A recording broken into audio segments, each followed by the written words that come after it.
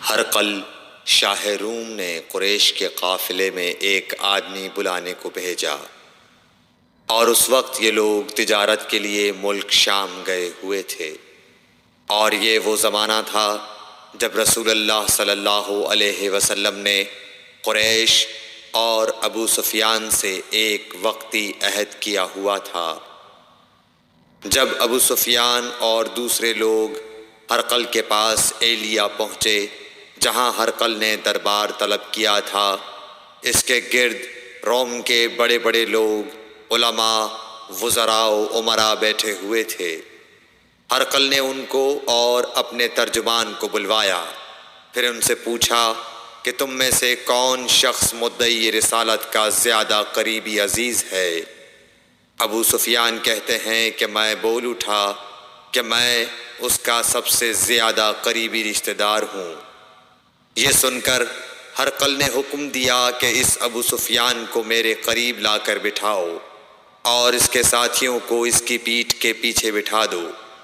پھر اپنے ترجمان سے کہا کہ ان لوگوں سے کہہ دو کہ میں ابو سفیان سے اس شخص یعنی محمد صلی اللہ علیہ وسلم کے حالات پوچھتا ہوں۔ اگر یہ مجھ سے کسی بات میں جھوٹ بول دے تو تم اس کا جھوٹ ظاہر کر دینا۔ ابو سفیان کا قول ہے کہ خدا کی قسم اگر مجھے یہ غیرت نہ آتی کہ یہ لوگ مجھ کو جھٹلائیں گے تو میں آپ صلی اللہ علیہ وسلم کی نسبت ضرور غلط گوئی سے کام لیتا۔ خیر، پہلی بات جو ہرقل نے مجھ سے پوچھی وہ یہ کہ اس شخص کا خاندان تم لوگوں میں کیسا ہے؟ میں نے کہا وہ تو بڑے اونچے عالی نسب والے ہیں۔ کہنے لگا اس سے پہلے بھی کسی نے تم لوگوں میں ایسی بات کہی تھی؟ میں نے کہا نہیں۔ کہنے لگا اچھا اس کے بڑوں میں کوئی بادشاہ ہوا ہے؟ میں نے کہا نہیں۔ پھر اس نے کہا بڑے لوگوں نے اس کی پیروی اختیار کی ہے یا کمزوروں نے؟ میں نے کہا نہیں، کمزوروں نے۔ پھر کہنے لگا اس کے تابعدار روز بڑھتے جاتے ہیں یا کوئی ساتھی پھر بھی جاتا ہے؟ میں نے کہا نہیں۔ کہنے لگا کیا اپنے اس دعویٰ نبوت سے پہلے کبھی کسی بھی موقع پر اس نے جھوٹ بولا ہے؟ میں نے کہا نہیں، اور اب ہماری اس سے صلح کی ایک مقررہ مدت ٹھہری ہوئی ہے، معلوم نہیں وہ اس میں کیا کرنے والا ہے۔ ابو سفیان کہتے ہیں میں اس بات کے سوا اور کوئی جھوٹ اس گفتگو میں شامل نہ کر سکا۔ ہرقل نے کہا کیا تمہاری اس سے کبھی لڑائی بھی ہوئی ہے؟ ہم نے کہا کہ ہاں۔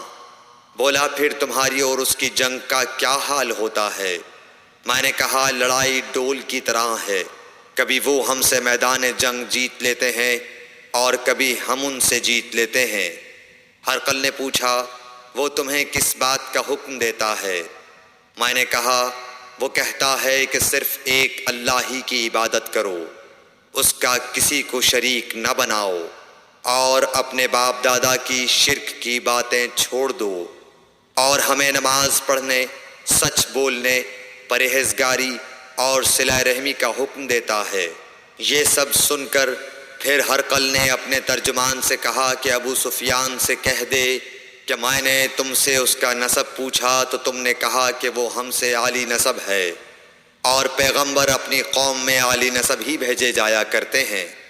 میں نے تم سے پوچھا کہ دعویٰ نبوت کی یہ بات تمہارے اندر اس سے پہلے کسی اور نے بھی کہی تھی تو تم نے جواب دیا کہ نہیں۔ تب میں نے اپنے دل میں کہا کہ اگر یہ بات اس سے پہلے کسی اور نے کہی ہوتی تو میں سمجھتا کہ اس شخص نے بھی اسی بات کی تقلید کی ہے جو پہلے کہی جا چکی ہے۔ میں نے تم سے پوچھا کہ اس کے بڑوں میں کوئی بادشاہ بھی گزرا ہے تو تم نے کہا کہ نہیں۔ تو میں نے دل میں کہا کہ ان کے بزرگوں میں سے کوئی بادشاہ ہوا ہوگا تو کہہ دوں گا کہ وہ شخص اس بہانے اپنے آباء و اجداد کی بادشاہت اور ان کا ملک دوبارہ حاصل کرنا چاہتا ہے۔ اور میں نے تم سے پوچھا کہ اس بات کے کہنے یعنی پیغمبری کا دعویٰ کرنے سے پہلے تم نے کبھی اس کو دروغ گوئی کا الزام لگایا ہے؟ تم نے کہا کہ نہیں۔ تو میں نے سمجھ لیا کہ جو شخص آدمیوں کے ساتھ دروغ گوئی سے بچے وہ اللہ کے بارے میں کیسے جھوٹی بات کہہ سکتا ہے۔ اور میں نے تم سے پوچھا کہ بڑے لوگ اس کے پیرو ہوتے ہیں یا کمزور آدمی؟ تم نے کہا کمزوروں نے اس کی اتباع کی ہے۔ تو دراصل یہی لوگ پیغمبروں کے متبعین ہوتے ہیں۔ اور میں نے تم سے پوچھا کہ اس کے ساتھی بڑھ رہے ہیں یا کم ہو رہے ہیں؟ تم نے کہا کہ وہ بڑھ رہے ہیں، اور ایمان کی کیفیت یہی ہوتی ہے حتیٰ کہ وہ کامل ہو جاتا ہے۔ اور میں نے تم سے پوچھا کہ آیا کوئی شخص اس کے دین سے ناخوش ہو کر مرتد بھی ہو جاتا ہے؟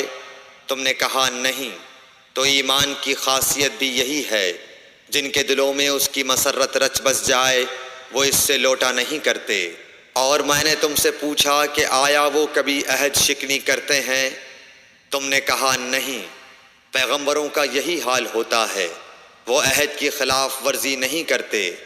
اور میں نے تم سے کہا کہ وہ تم سے کس چیز کے لیے کہتے ہیں؟ تم نے کہا کہ وہ ہمیں حکم دیتے ہیں کہ اللہ کی عبادت کرو، اس کے ساتھ کسی کو شریک نہ ٹھہراؤ، اور تمہیں بتوں کی پرستش سے روکتے ہیں، سچ بولنے اور پرہیزگاری کا حکم دیتے ہیں۔ لہٰذا اگر یہ باتیں جو تم کہہ رہے ہو سچ ہیں تو ان قریب وہ اس جگہ کا مالک ہو جائے گا کہ جہاں میرے یہ دونوں پاؤں ہیں۔ مجھے معلوم تھا کہ وہ پیغمبر آنے والا ہے، مگر مجھے یہ معلوم نہیں تھا کہ وہ تمہارے اندر ہوگا۔ اگر میں جانتا کہ اس تک پہنچ سکوں گا تو اس سے ملنے کے لیے ہر تکلیف گوارا کرتا۔ اگر میں اس کے پاس ہوتا تو اس کے پاؤں دھوتا۔ ہرقل نے رسول اللہ صلی اللہ علیہ وسلم کا وہ خط منگایا جو آپ نے وحیہ کلبی رضی اللہ تعالیٰ عنہ کے ذریعے حاکم بصرہ کے پاس بھیجا تھا، اور اس نے وہ ہرقل کے پاس بھیج دیا تھا۔ پھر اس کو پڑھا تو اس میں لکھا تھا، اللہ کے نام کے ساتھ جو نہایت مہربان اور رحم والا ہے۔ اللہ کے بندے اور اس کے پیغمبر محمد صلی اللہ علیہ وسلم کی طرف سے یہ خط ہے شاہ روم کے لیے۔ اس شخص پر سلام ہو جو ہدایت کی پیروی کرے۔ اس کے بعد میں آپ کے سامنے دعوت اسلام پیش کرتا ہوں۔ اگر آپ اسلام لے آئیں گے تو دین و دنیا میں سلامتی نصیب ہوگی، اللہ آپ کو دوہرا ثواب دے گا، اور اگر آپ میری دعوت سے روگردانی کریں گے تو آپ کی رعایا کا گناہ بھی آپ ہی پر ہوگا۔ اور اے اہل کتاب، ایک ایسی بات پر آ جاؤ جو ہمارے اور تمہارے درمیان یکساں ہے، وہ یہ کہ ہم اللہ کے سوا کسی کی عبادت نہ کریں اور کسی کو اس کا شریک نہ ٹھہرائیں، اور نہ ہم میں سے کوئی کسی کو خدا کے سوا اپنا رب بنائے۔ پھر اگر وہ اہل کتاب اس کتاب سے منہ پھیر لیں تو مسلمانوں، تم ان سے کہہ دو کہ تم مانو یا نہ مانو، ہم ایک خدا کے اطاعت گزار ہیں۔ ابو سفیان کہتے ہیں، جب ہرقل نے جو کچھ کہنا تھا کہہ دیا اور خط پڑھ کر فارغ ہوا تو اس کے ارد گرد بہت شور و غوغا ہوا، بہت سی آوازیں اٹھیں اور ہمیں باہر نکال دیا گیا۔ تب میں نے اپنے ساتھیوں سے کہا کہ ابو کبشہ کے بیٹے حضرت صلی اللہ علیہ وسلم کا معاملہ تو بہت بڑھ گیا۔ دیکھو تو اس سے بنی اصفر روم کا بادشاہ بھی ڈرتا ہے۔ مجھے اس وقت سے اس بات کا یقین ہو گیا کہ حضور صلی اللہ علیہ وسلم ان قریب غالب ہو کر رہیں گے، حتیٰ کہ اللہ نے مجھے مسلمان کر دیا۔